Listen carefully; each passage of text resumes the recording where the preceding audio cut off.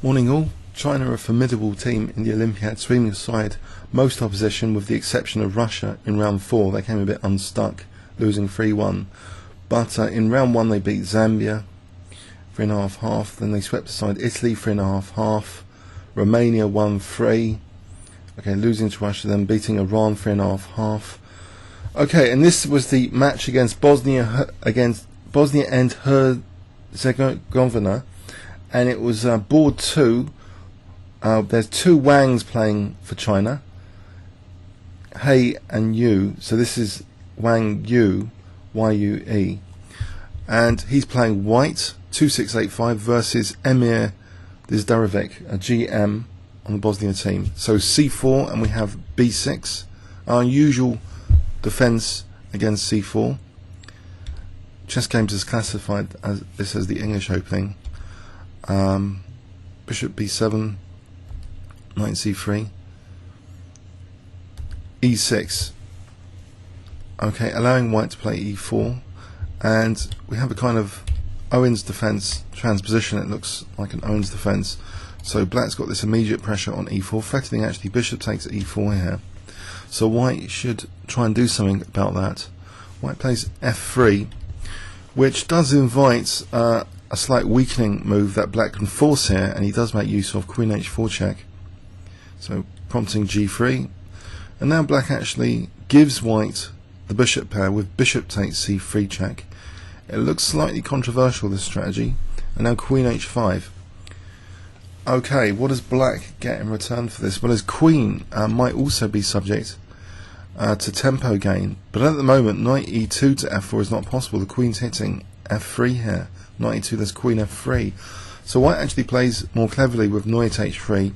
He's going to gain a tempo on that queen. Black plays F5, trying to put more pressure on the diagonal, trying to liberate this bishop, make use of it. Knight to F4, Queen F7. And now an interesting decision actually.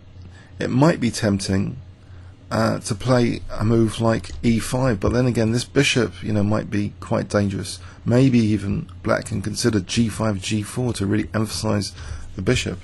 Instead, white actually plays E takes F, an interesting move, opening up the position more. And it's difficult for black. If black doesn't want his bishop shut down, if he plays E takes F, say, then D5 would seem to be really locking in this bishop without black being able to undermine that pawn chain that easily. So black chooses Queen F5, and the queen is of course going to be harassed again now. Bishop D3, and it goes to A5 now. So it's a lot of queen moves with white having the bishop pair. A risky strategy by black. Queen C2, and immediately, okay, there might not be a threat immediately because black is on C3 here. So, but anyway, black just plays knight F6 and both sides castle. Okay, now rook B1. Further harassment is now possible of that queen with rook B5. The rook could usefully swing across maybe, or support knight H5 minimum. So bishop C6 stops rook B5. Okay, now we get quite an aggressive move though, justified by white having the bishop pair here. It looks as though it's very dangerous for black already, this position. White plays G4. Okay, for the moment the queen is kind of covering against G5. It will be check as well. And black plays another forcing move at his disposal, bishop A4. Okay, but the queen doesn't have to babysit C3 here, and actually goes to G2. The knight protecting the bishop might mean now that Queen C3, there might be bishop B2 in this position. So not only is that not needed, G5 is now supported by the queen. Let's have a quick look here at Queen takes C3. If Queen takes C3, I think, yes, just bishop B2 is possible. And now D5, and look at these bishops pointing at the black king. It'll be too dangerous. This looks like an advantage for white, big advantage, emerging, evolving. Okay, let's not go too far in that line. So Queen G2, G6 was played, weakening some dark squares of course, and black hasn't got the dark square bishop. G5, and of course knight H5, white can just take here, so the knight actually leaving black's structure in a wreck. So black actually plays knight e8. Very surprising move next. Very, very surprising. I wonder if you can guess it if I give you 10 seconds starting from now.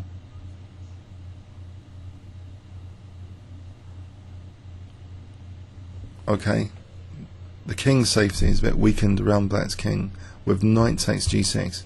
It's only a knight. Of course we know Tau would sacrifice knights for pawns any day to open up lines and expose the king. So hg, bishop g6. The attacking player loves the two bishops, and the queen of course needs to be on the board usually. Okay, immediate threats, what are they? Well, maybe queen h3 is useful.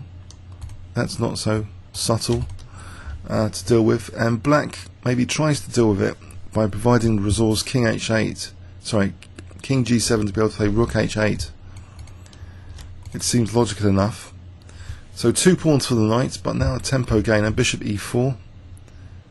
Okay, bishop e4 hitting the rook, and it's a useful tempo gainer. Okay, how should black react? Well, he goes against playing d5 here. He actually plays knight c6, and maybe there's other ways to react, like no, there isn't a way of losing the exchange, because actually, well, it would be tricky. The bishop would have to be trapped. So what are the options for black here after bishop e4? Is it really absolutely lost? Engine move bishop c6 is liked.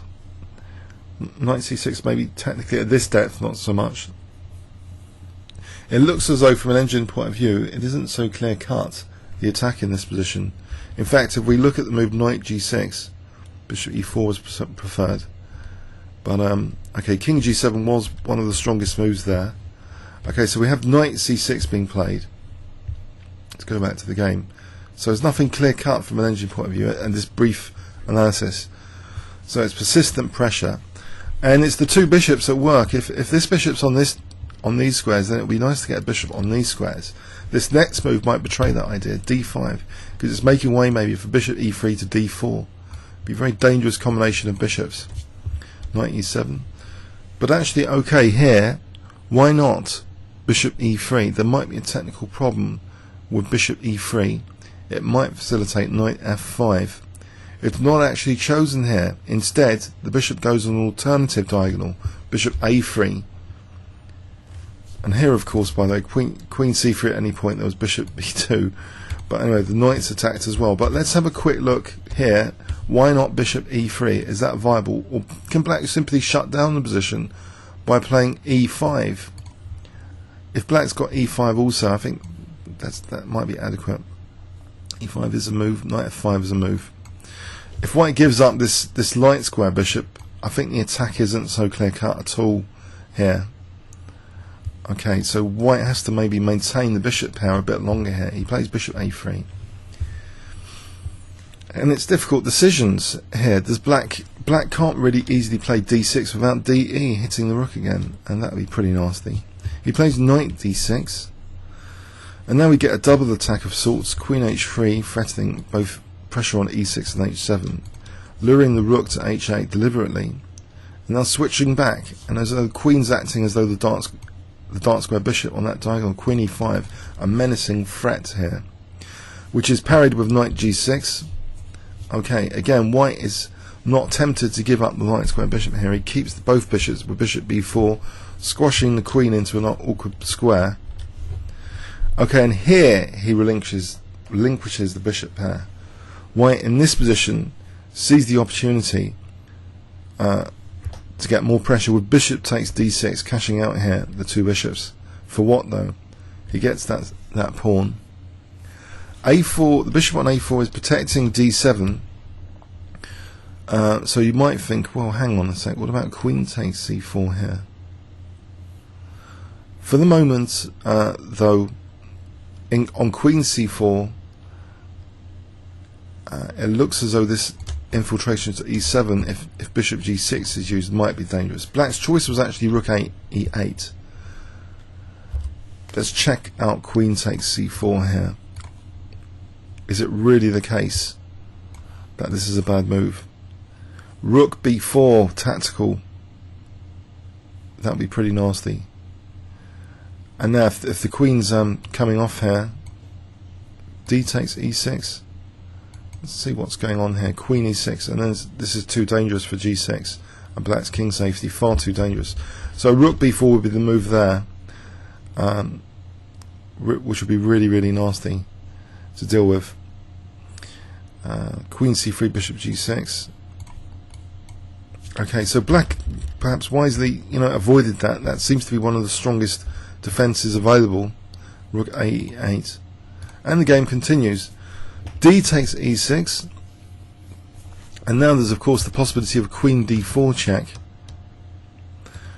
So maybe that's why black chose in this position not to play rook e6. Queen d4 check looks strong, so d takes e6 was played there. If we just look at this position as well, I think, well, any move with e5, there's f4 potentially, so rook takes e6 might not be possible. Queen d4 looks powerful. It is like the top idea here. Queen d4 and bishop d5, and white's starting to emerge with an advantage, a clear advantage here from an engine point of view. There is a threat of queen f6 among other things in this position.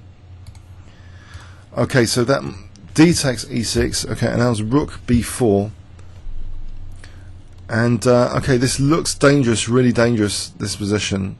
And what is particular on the cards though? Queen a5, and it looks as though maybe, if the black queen wasn't tied down, okay, she's actually threatening queen takes g5 in this position in any case. And white plays now c5, blocking that queen, and also of course wrenching out potentially rook b7 check if b takes, and if queen takes, then you just take on a4. So this is now becoming very unpleasant for the 2499 GM Emir Dizdarevic. It's very unpleasant. Rook d8 is played, and now we see basically an exchange sacrifice to rip apart black's king safety. Can you spot it? I've given you a bit of a clue there. If I give you 10 seconds, can you see why this is so dangerous here? The queen's offside, as we've seen in many, many master game examples. If the queen's offside and your queen is near the opponent's king, then that sometimes justifies further material investment. Okay, the exchange sat, rook takes a4. So in this position, white is a rook down, but with huge gigantic threats. Queen f6, queen g6. This check is useless. The pawn on c3, that measly pawn on c3 is really helping the situation here. Spell it out, it's so dangerous. But what about queen e8 to rescue g6? That is played. Check. And we have the queen acting as a dark square bishop, among other things. Okay, and now we have a move which we've seen was similar to a game tactic in the previous video, where a simple rook e1 is threatening all sorts of nasty things here. Basically, the forcing move bishop g6 is being celebrated because it can be accompanied with another one, rook e7 check, if needed. So if black plays rook f8, I think this might lead to bishop g6 and rook e7. Let's just check that. In the game continuation, black chose here as a defensive try rook d7. But let's just check this position. It seems a bit creaky, even though it seems a massive advantage for white from an engine point of view, even though rook down. If rook f8, I believe bishop takes g6, and black's position is torn apart with the check here. It's the king's overloaded, protecting the queen. If rook f7, then there's rook takes. It's just absolutely massacre time. Just losing the queen there. So basically, in this position, it looks actually quite helpless. Black chose rook d7, and now a simple move, which is also liked by the engines, To finish off the game, I hope you didn't spot it. What does white play here? It's simply to finish off the game neatly. It actually turns out to be the last move in the game.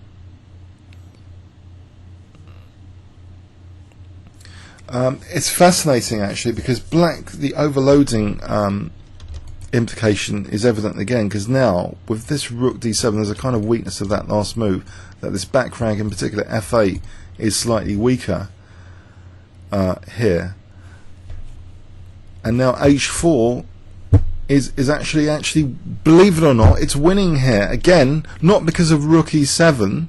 So say rook f8, we have an overloading on f8 now with bishop takes g6, I believe. But I just don't want to embarrass myself, so let's absolutely check that the idea is to take the rook. If this had been played, black just resigned, he didn't even try rook f8. Bishop takes g6 is just winning the rook with a huge advantage. Yes. So if there's no rook f8 and black is faced with h5, it looks absolutely cruel for the black king safety here. Let's try queen f7. Here, apparently white can just play h5, just letting the queen get exchanged off, still with a huge position, this position here.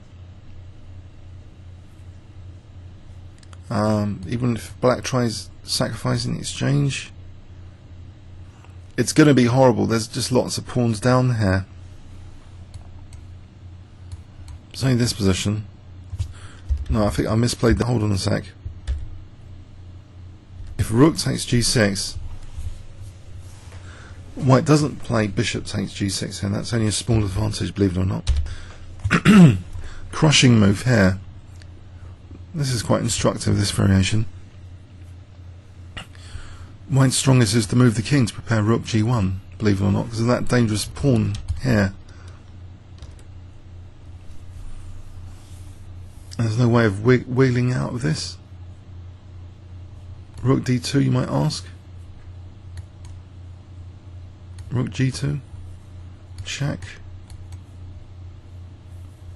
Again, not taking here. There's a mate in 10 with bishop d5.